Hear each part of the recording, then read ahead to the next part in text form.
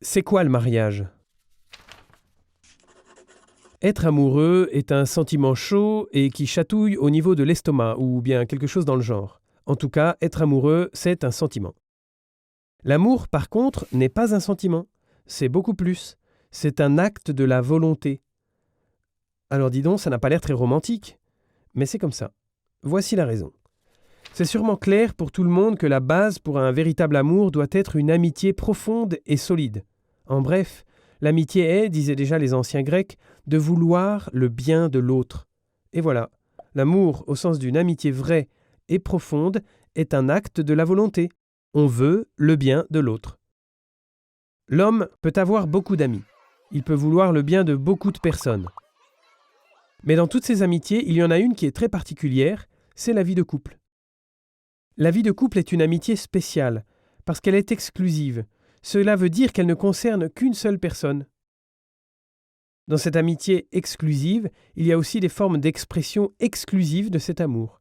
Formes d'expression, donc, qui sont réservées à une seule personne. Cette vie de couple exclusive, on l'appelle normalement mariage. Le mariage existe depuis l'existence de l'homme, indépendamment des cultures et des religions. Il n'est pas une invention du christianisme. Cependant, le christianisme nous permet de regarder le mariage dans une nouvelle lumière, car le mariage a été élevé à la dignité du sacrement par le Christ. Cela veut dire, le mariage chrétien entre un homme et une femme est un signe sacré et sanctifiant. Il marque la relation entre le Christ et l'Église. Lorsque deux chrétiens baptisés se décident devant Dieu et l'Église pour une telle vie de couple exclusive, donc lorsqu'ils disent oui à une fidélité à vie, aux dons mutuels et aux enfants que Dieu leur donnera, alors leur mariage est un sacrement.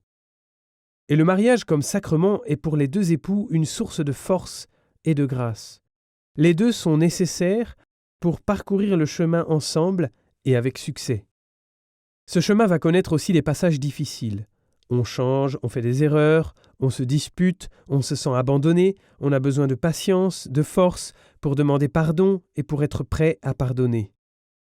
Dans le mariage, il faut apprendre toujours de nouveau à vouloir le bien de l'autre. Jusqu'à un certain point, cela va signifier aussi qu'il faut mourir à soi-même et vivre pour l'autre. Eh bien, c'est exactement le commandement de Jésus.